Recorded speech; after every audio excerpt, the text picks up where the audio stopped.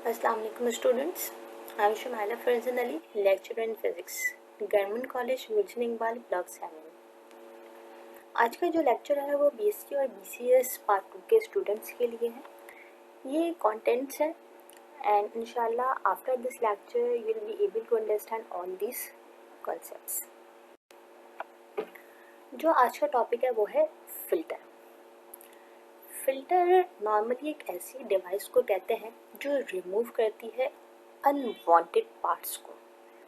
वो unwanted parts क्या हो सकते हैं कि फॉर एग्जांपल कि अगर हम वाटर फिल्टरिंग की बात करते हैं तो जब हम वाटर को फिल्टर करते हैं तो वो डस्ट और जो दूसरे सॉलिड पार्टिकल्स हैं उन सबको जो है वो रिमूव कर देती है और आपको प्योर वाटर दे रही होती है। इसी तरह हमारे पास इलेक्ट्रिकल और इलेक्ट्रॉनिक फिल्टर्स भी होते हैं, लेकिन इलेक्ट्रिक या इलेक्ट्रॉनिकल फिल्टर्स में जो फिल्टर हो रही होती है या हम जो सिग्नल्स हैं उन्हें जो फिल्टर करना चाह रहे होते हैं वो किस बेसिस पे करना चाह रहे होते हैं, हम उसको इस तरह से डिफाइन कर सकते हैं कि electronic filters are circuit that are capable of passing signal with certain selected frequency while rejecting signals with other frequencies. यानी हम कुछ सर्टेन फ्रीक्वेंसीज हैं या हम सेलेक्टेड कुछ फ्रीक्वेंसीज हैं जिनको हम पास करवाना चाह रहे होते हैं और अदर देन दैट फ्रीक्वेंसीज हम जो है वो सर्किट में से उनको रिमूव करना चाह रहे होते हैं। हम सर्किट्स को या फिल्टर्स को जो है वो दो तरह से जो है वो डिज़ाइन कर सकते हैं। एक होते हैं पैसिव फिल्टर्स और एक हमारे पास होते हैं एक्टिव फिल्टर्स। जिस तरह हमारे पास दो तरह के कंपोनेंट्स होते हैं, एक एक्टिव कंपोनेंट्स और एक पैसिव कंपोनेंट्स। पैसिव कंपोनेंट्स हमारे पास कौन कौन से होते हैं कि जो रेजिस्टर्स है, कैपेसिटर्स है, इंडक्टर्स है, ये सारे पैसिव कंपोनेंट्स होते हैं जो कि इलेक्ट्रिसिटी को जनरेट नहीं करते, वोल्टेज गेन नहीं करते, सिग्नल को एम्पलीफाई नहीं कर रहे होते। तो वो फिल्टर्स जो इन कंपोनेंट्स को यूज़ करते हुए डिज़ाइन किए जाए वो कहलाते हैं पैसिव फिल्टर्स। एक्टिव कंपोनेंट्स हमारे पास क्या है कि जो ट्रांजिस्टर्स हैं या जो ओप एम्प्स हैं, डायोड्स हैं, ये सारे हमारे पास एक्टिव फिल्टर्स में आते हैं और एक्टिव कंपोनेंट्स हैं और इन कंपोनेंट्स को यूज़ करके जो हम फिल्टर डिज़ाइन करते हैं वो एक्टिव फिल्टर कहलाते हैं। एक और इनमें क्या डिफरेंस है कि जो पैसिव फिल्टर्स हैं वो फ्रीक्वेंसी सेंसिटिव होते हैं, जबकि जो एक्टिव फिल्टर्स है वो वोल्टेज गेन के लिए यूज़ किए जाते हैं। अब हम फ्रीक्वेंसीज को फिल्टर करने की बेस पे फिल्टर्स को डिवाइड कर सकते हैं लो एंड हाई पास फिल्टर में। सबसे पहले हम डिस्कस करेंगे लो पास फिल्टर्स को। जिस तरह हमें नाम से ही पता लग रहा है कि ये लो पास है, यानी कि लो फ्रीक्वेंसीज को पास कर रहा है और जो हाई फ्रीक्वेंसीज है उनको रिजेक्ट कर रहा है। अब ये एक जब हमें एक लो पास फिल्टर सर्किट को डिज़ाइन करना है तो उसके लिए जो हमें कंपोनेंट्स रिक्वायर्ड हैं या जो लो पास फिल्टर सर्किट है वो बेस्ड कर रहा है रेजिस्टर और कैपेसिटर। तो ये कहलाता है आरसी सर्किट। अब हम सर्किट को अंडरस्टैंड करने से पहले उसका सर्किट एक्शन जो है वो डिस्क्राइब करने से पहले एक और टर्म है जिसको समझ लेते हैं। हम जिस तरह सर्किट के अंदर एक फिक्स्ड वैल्यू के रेजिस्टर को कनेक्ट करते हैं और वो एक fixed value of resistance offer कर रही होती है। लेट्स सपोज अगर हमने एक 1K के रेजिस्टर को कनेक्ट किया तो 1K की रेजिस्टेंस ऑफर कर रही होगी, लेकिन जब हम किसी सर्किट के अंदर एक कैपेसिटर को कनेक्ट करते हैं तो उसकी जो रेजिस्टेंस है वो फिक्स्ड नहीं होती बल्कि वो वैरी कर रही होती है। और वो किस वजह से वैरी कर रही होती है? वो वैरी कर रही होती है on the response of frequency. तो अब जो चीज़ वैरी कर रही है उसको हम रेजिस्टेंस नहीं कह सकते, बल्कि उसके लिए जो हम टर्म यूज़ करते हैं वो है रिएक्टेंस। क्योंकि वो रिएक्टेंस एक कैपेसिटर की है तो वो कहलाती है कैपेसिटिव रिएक्टेंस। और कैपेसिटिव रिएक्टेंस को हम शो करते हैं XC से। मैथमेटिकली हम इसको डिफाइन कर सकते हैं कि XC is equals to 1/2πfc। 2 by एक कांस्टेंट फैक्टर है। हमने सर्किट में फिक्स वैल्यू का कैपेसिटर कनेक्ट किया था, यानी कि C भी कांस्टेंट है। जब हम इस फॉर्मूले में 2 बाय और C की जगह पे कांस्टेंट रखते हैं तो हमारे पास जो रिलेशन बनता है वो आता है XC is equal to constant 1/f। हम बचपन से देखते आ रहे हैं कि जब भी हमारे पास साइन ऑफ प्रोपोर्शनलिटी होता है और हम उसको रिमूव करते हैं तो इक्वल्स टू का साइन और कोई कांस्टेंट लगा देते हैं। अब यहाँ हमारे पास इक्वल्स टू और कांस्टेंट है तो ये दोनों मिलके बन जाते हैं साइन ऑफ प्रोपोर्शनलिटी। यानी हम ये कह सकते हैं कि जो XC है कैपेसिटिव रिएक्टेंस है वो डायरेक्टली प्रोपोर्शनल टू 1/f है या XC inversely proportional to f है। इन्वर्सली प्रोपोर्शनल टू f के क्या मीनिंग हुए कि अगर हम फ्रीक्वेंसी को बढ़ाएंगे तो कैपेसिटिव रिएक्टेंस कम हो जाएगी और अगर हम फ्रीक्वेंसी को कम करेंगे तो कैपेसिटिव रिएक्टेंस इंक्रीज कर जाएगी। ये एक लो पास फिल्टर का सर्किट है जिसमें हमने एक रेजिस्टर और कैपेसिटर को कनेक्ट किया गया है, लेकिन इनकी जो अरेंजमेंट है वो बहुत इम्पॉर्टेंट है। जब हम एक लो पास फिल्टर जो है वो डिज़ाइन करते हैं तो हम इनपुट पे एक फ्रीक्वेंसी जनरेटर जो है वो कनेक्ट कर देते हैं जो कि एक वेरिएबल फ्रीक्वेंसी जो है वो हमें प्रोवाइड कर रहा होता है। फिर हम पहले जो ऑर्डर हमारे पास है वो हम पहले एक रेजिस्टर को कनेक्ट करते हैं और फिर उसके साथ सीरीज़ में एक कैपेसिटर को कनेक्ट कर देते हैं और जो आउटपुट वोल्टेज है वो हम उस कैपेसिटर के अक्रॉस ले रहे हैं यानी कि पैरेलल टू द कैपेसिटर ले रहे हैं। तो जो भी वोल्टेज जो भी सिग्नल जो है वो कैपेसिटर पे आ रहा होगा वही हमें आउटपुट वोल्टेज मिल रहा होगा।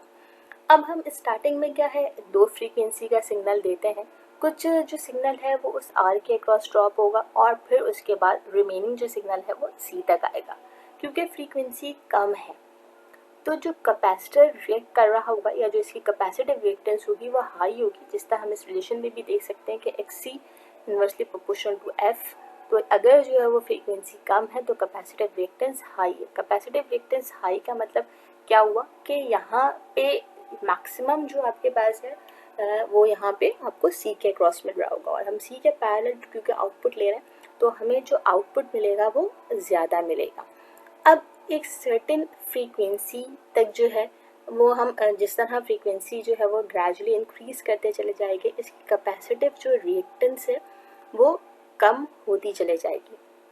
हम सर्किट डिज़ाइन करते वक्त इसकी एक फ्रीक्वेंसी को डिज़ाइन कर देते हैं या लिमिट कर देते हैं कि हमें इस फ्रीक्वेंसीज तक के सिग्नल्स जो है वो चाहिए और उसके बाद जो बाकी सारे सिग्नल्स हैं वो हमें रिक्वायर्ड, अगर हमारे रिक्वायर्ड सिग्नल्स नहीं है तो वो जो अमाउंट ऑफ फ्रीक्वेंसी है वो हमारे जिसके बाद सिग्नल जो है वो अटेन्यूएट होना शुरू हो जाता है वो कहलाती है कट ऑफ फ्रीक्वेंसी। अब जैसे जैसे हम फ्रीक्वेंसी को बढ़ाते जाते हैं या after the cut off frequency अब क्या होगा कि फ्रीक्वेंसी बढ़ रही है तो कैपेसिटिव रिएक्टेंस डिक्रीज होती चली जाएगी और ये ग्राफ में भी हम देख सकते हैं कि वो डिक्रीज होते होते होते होते बिल्कुल जो है वो मिनिमम पर पहुंच जाएगी। तो ये एक लो पास फिल्टर का सर्किट था और हम ग्राफ की मदद से इसके बिहेवियर को देख सकते हैं कि एक लो पास फिल्टर जो है वो किस तरह से बिहेव कर रहा होता है। जो सेकंड टाइप है वो हमारे पास है high pass filter. High pass filter हम अगेन फ्रीक्वेंसी की रिस्पेक्ट से बात कर रहे हैं यानी कि ये हाई फ्रीक्वेंसीज को पास कर रहा है, जैसा लो पास फिल्टर लो फ्रीक्वेंसीज को पास कर रहा था और हाई फ्रीक्वेंसीज को ब्लॉक कर रहा था, रिजेक्ट कर रहा था। बिल्कुल इसी तरह हाई पास फिल्टर एक ये भी एक RC सर्किट है लेकिन ये हाई फ्रीक्वेंसीज को पास करेगा और लो फ्रीक्वेंसीज को रिजेक्ट कर देगा। अब इसमें और लो पास और हाई पास में फिर क्या डिफरेंस है कि अगर दोनों ही RC सर्किट है तो हमने उसमें बात की थी कि जो अरेंजमेंट ऑफ रेजिस्टर और कैपेसिटर है वो बहुत इम्पॉर्टेंट है। हम यहाँ सर्किट में देख सकते हैं कि वहाँ हमारे पास R पहले कनेक्टेड था और जो C था वो बाद में था और वहाँ हम जो आउटपुट थे वो C के अक्रॉस ले रहे थे, जबकि यहाँ जो हम आउटपुट है वो R के अक्रॉस ले रहे हैं। हमने इनिशियली लो फ्रीक्वेंसी थी, जब लो फ्रीक्वेंसी का सिग्नल C पर आया तो फ्रीक्वेंसी लो है तो इसकी कैपेसिटिव रिएक्टेंस बहुत ज़्यादा हाई होगी। जब बहुत ज़्यादा हाई होगी तो मैक्सिमम जो सिग्नल है वो C पे होगा और बहुत मिनिमम अमाउंट ऑफ सिग्नल जो है वो आगे R के क्रॉस पास हो। अब जब minimum amount of signal R तक पहुँचेगा तो हम जब आउटपुट R के पैरेलल ले रहे हैं तो हमें यहाँ ग्राफ में नज़र आ रहा है कि जब फ्रीक्वेंसी कम है तो आउटपुट भी कम है। फिर क्या है कि हम जैसे जैसे आउटपुट जो है वो इनपुट बढ़ाते चले जाएंगे यानी कि फ्रीक्वेंसी बढ़ाते इनपुट फ्रीक्वेंसी को बढ़ाते चले जाएंगे तो जो कैपेसिटिव रिएक्टेंस है वो कम होती चली जाएगी। जब कैपेसिटिव रिएक्टेंस कम होती जाएगी तो R के ऊपर जो है जो सिग्नल पहुंच रहा था वो ज़्यादा पहुंचेगा। जब वो ज़्यादा पहुँचेगा तो हमें यहाँ ग्राफ पे नज़र आ रहा है कि ग्रेजुअली जो है वो ग्राफ इंक्रीज कर रहा है और एक टाइम पे आके वो मैक्सिमम हो जाएगा। लेकिन वो यहाँ पे भी वो पॉइंट जो हम यहाँ चाहते हैं कि इस फ्रीक्वेंसीज तक के जो सिग्नल्स है वो हमें जो है वो इसके बाद के जो है वो सिग्नल्स चाहिए और इसके पहले के सिग्नल्स हमें नहीं चाहिए। कि वो फ्रीक्वेंसी आपकी कहलाती है कट ऑफ फ्रीक्वेंसी, यानी कि below the cut off frequencies जो है वो हमारे अनवांटेड सिग्नल्स होते हैं और कट ऑफ फ्रीक्वेंसी के बाद के जो सिग्नल्स हैं वो हमें चाहिए होते हैं। यानी अब क्या है कि ये हाई फ्रीक्वेंसीज के जो सिग्नल्स हैं उनको पास करती है और जो लो फ्रीक्वेंसीज के सिग्नल है वो हम यहाँ ग्राफ में देख सकते हैं कि किस तरह से ये उनको रिजेक्ट कर रही होती है। तो ये कहलाता है एक हाई पास फिल्टर। अब हम हाई पास और जो लो पास फिल्टर्स हैं उन दोनों को कंबाइन करके मज़ीद दो तरह के फिल्टर्स बना सकते हैं और वो कहलाते हैं band pass and band stop filter. यानी अब हम एक सर्टेन फ्रीक्वेंसी बैंड को या तो पास करवाना चाहते हैं या सर्टेन फ्रीक्वेंसी बैंड को रिजेक्ट करवाना चाहते हैं। तो बैंड पास फिल्टर्स को हम किस तरह से डिफाइन कर सकते हैं कि a band pass filter passes all signals within a band between a lower frequency limit and upper frequency limit and reject all other frequencies that are outside this specific band। यानी जो हमने band define कर दिया ये सिर्फ उन frequencies को पास करेगी और इसके अलावा जो बाकी फ्रीक्वेंसीज हैं उनको ये पास नहीं करेगी। यहाँ इसका हम सर्किट जो है वो देख सकते हैं और इसी के साथ जो है वो ग्राफ भी बना हुआ है। और अगर हम इस ग्राफ को देखें तो इसके दो पोर्शन हैं। जो पहला वाला पोर्शन है वो हमें हाई पास फिल्टर को शो कर रहा है और जो इसका सेकंड वाला पार्ट है वो लो पास फिल्टर को शो कर रहा है। तो बिल्कुल इसी तरह जब हम सर्किट को डिज़ाइन करते हैं तो हम पहले एक हाई पास सर्किट को पहले लगाते हैं और लो पास सर्किट को बाद में लगाते हैं। यानी कि कैपेसिटर और रेजिस्टर पहले आएगा और फिर रेजिस्टर और कैपेसिटर बाद में आएगा। तो ये बिल्कुल उसी तरह मिलके जो है वो बिहेव कर रहे होते हैं जिस तरह हाई पास और लो पास कर रहे हैं।